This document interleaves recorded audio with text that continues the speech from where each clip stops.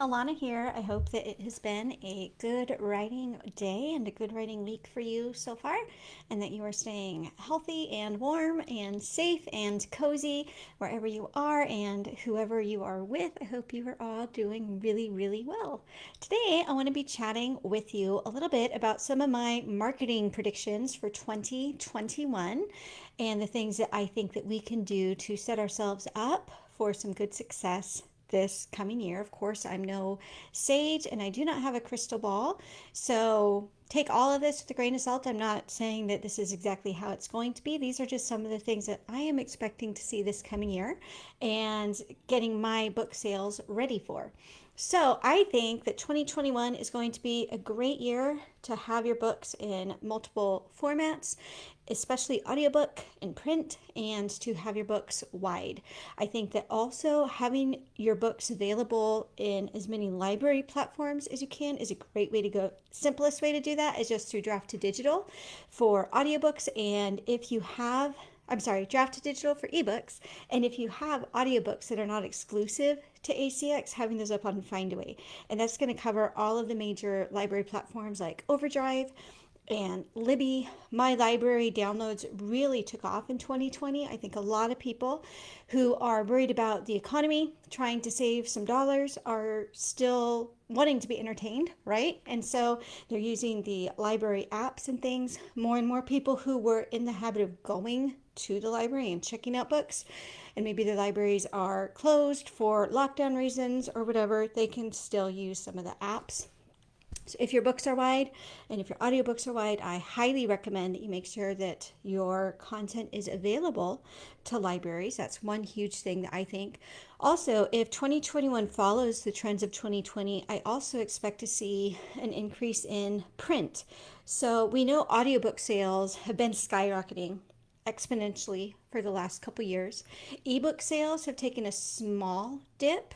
And what some people think is, well, first of all, lots of people are going from ebook to audiobook, but also people are on their devices so much that many people are getting eye strain or just device strain and decide that even if they loved ebooks for a couple years, they're going to go back to print.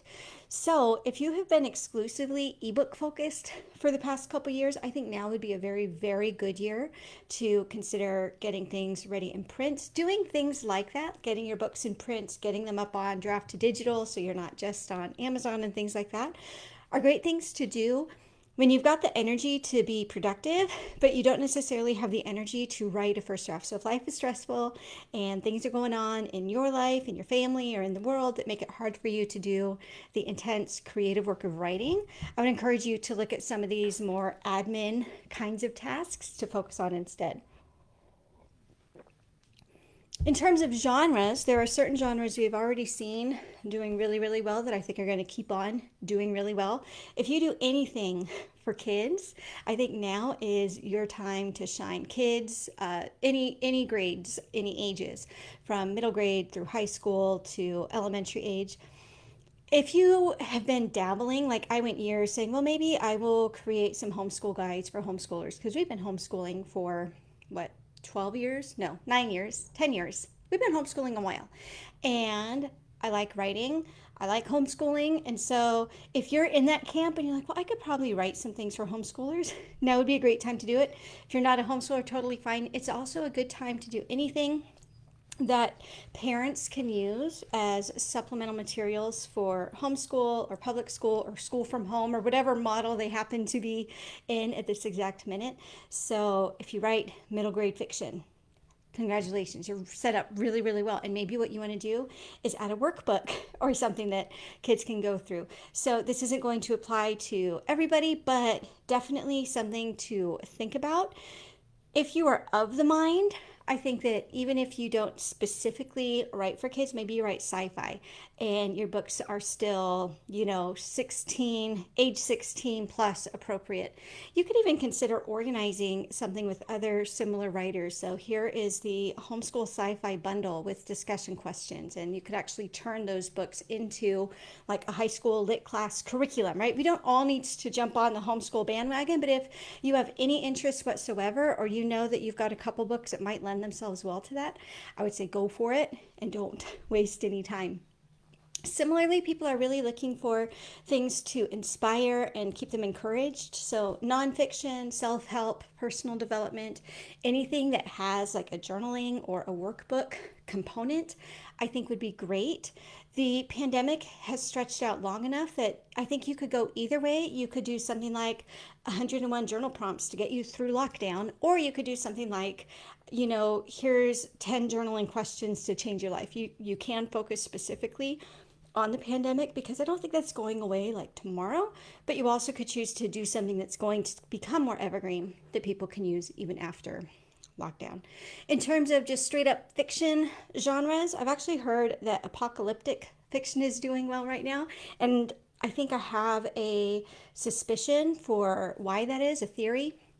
That is because some of the events in the last 10 to 11 months have felt like, okay, it's just the end of the year. I was joking with my husband, like, imagine if all the things that happened in 2020 actually happened in the year 2012 when people were worried about like the Mayan calendar end of the year thing. I think there would have been even more panic.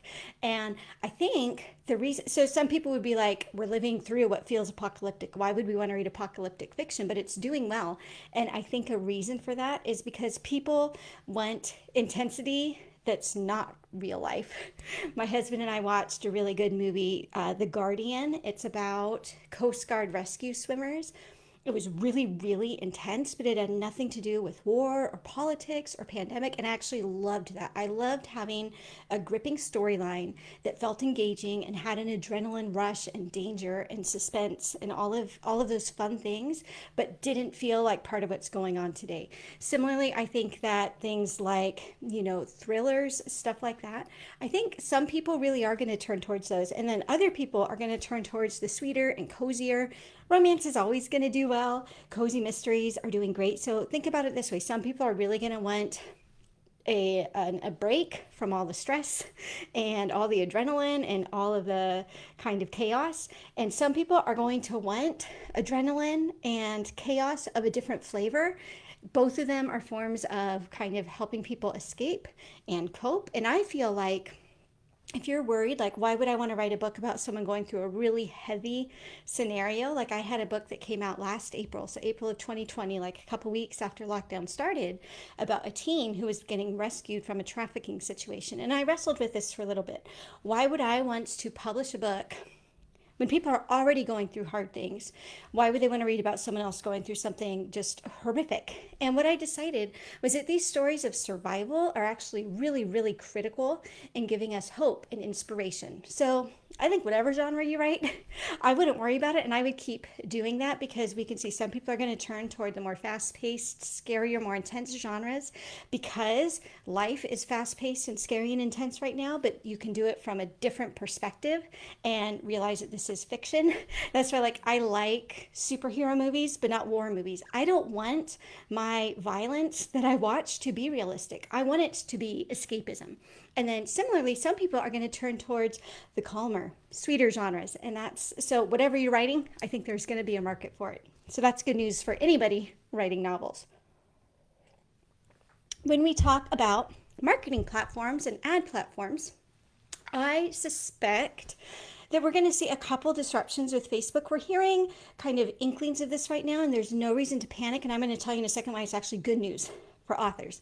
But there are certain data and privacy changes that Apple and other places are rolling out that Facebook ads experts and Facebook itself, they're raising sirens saying this is going to be terrible for people who are trying to run Facebook ads.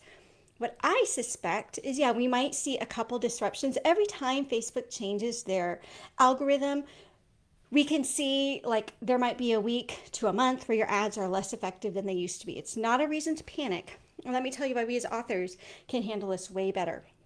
A lot of people think about big old businesses. They are running hundreds of thousands of dollars in Facebook ads campaigns. And these disruptions that are kind of small scale for us are of epic proportions to them. We are smaller and we can maneuver through the cracks. So what I suspect is that when these changes do roll out, the really big Facebook spenders are going to freak out and pull out all their Facebook ads money. And what that's going to do is allow us to get cheaper clicks. So I'm not saying that Facebook ads are going to run perfectly all year long, but if you do see like changes, you've got ads that have been working great or audiences that have been working great, and all of a sudden they're just not, I would say lower your budgets, give it a couple weeks, and I bet when you start back up again, you'll actually see even more success because these changes Facebook is implementing, they're going to disrupt the really big corporations, which is going to give us more room to do our thing as indies. Again, great time to be indie because we can be quick, we can maneuver easily. We don't have all this like friction and like inertia holding us back. We can zip in and out. For example, like our kids did a field trip where we did a wildlife tour through on a cruise ship, and we've done it twice. And the first year it was this big old cruise ship and it was cool, but then the second time we did it we were in a way smaller ship and we were able to like go into like little caverns and see puffins sitting on the wall and stuff. So think about you as this itty bitty indie publisher and indie marketer, and you can maneuver into these little itty bitty places where when you're like the big old advertising company and something big happens, you can't move out of the way, right? That's why the Titanic sank. They saw it coming, but they were too heavy to move. And we're quick and lithe, and we can move out of the way and we can make adjustments well. So don't forget about Facebook ads. Yeah, there might be some changes coming. In the end, I think we're going to be fine, and we might actually see some positive net gains for us as authors. I also think that it's a good time to consider things like audio based ads and video based ads. I've never heard of an author having success with like, YouTube ads or things like that. But I know there are some people experimenting with Hulu video ads. I've heard every so often on podcasts, there are books that get advertising spots. And so I don't know exactly what is coming, but I would be keeping my ears open, and when I hear things I'll for sure pass them on to you. But I would also encourage you to just think about it. Maybe you can find podcasters in your industry and pay for a 30-second segment, or maybe we're going to find TikTok is the next big thing. I'm not sure yet, but I think that what we're used to, which are just the here's my image and here's my text and that's my ad, and you click on it and you go to my book sales page, I think that we might start seeing authors exploring other things like audio ads or ads on more visual platforms like Hulu and things like that. And then lastly, this is really, really exciting. I think that the entertainment industry has already experienced a kind of significant disruption. We're seeing that with like Marvel delaying all of their big releases. We're seeing that with TV shows that kind of had to quit mid-season, when lockdown started, and maybe just now are getting started. We're especially seeing it with movie theaters not being open, and some movies that were supposed to release on the big screen are going straight to streaming. It's not as fun for people who love going to the movies. It's definitely not good for, the people in Hollywood who are expecting movie ticket sales, but I think it's actually amazing for us as authors and kind of entertainment creators and storytellers. I think that we're going to see more and more really high quality indie productions for both film, streaming, movies, all of this. I would actually include things like kind of a radio drama, but more for a podcast audience. I think that the entertainment industry is going to be more all encompassing and also more indie friendly. So we used to have authors, movie makers, and TV shows, right? And I think we're going to see much more of a blend of all of those things. I think we're already seeing that. For example, I know there are certain shows, like when the Picard TV show came out, there was a comic book written for the prequel. There's more blending of formats.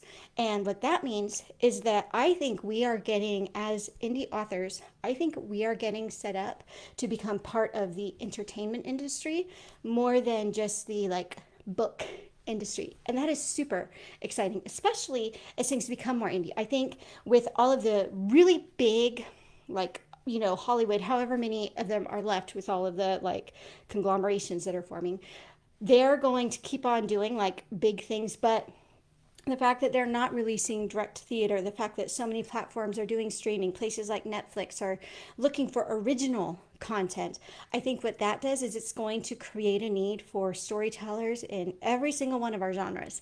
And so we can First of all, be set up by writing really, really good books and being outstanding in our genre. We can be ready for, uh, you know, get ready for that call when someone says, "Hey, I'm so and so looking for this film industry." Don't shell out money. If someone says, "You pay me $5,000 and I'm going to pitch your thing," don't do that.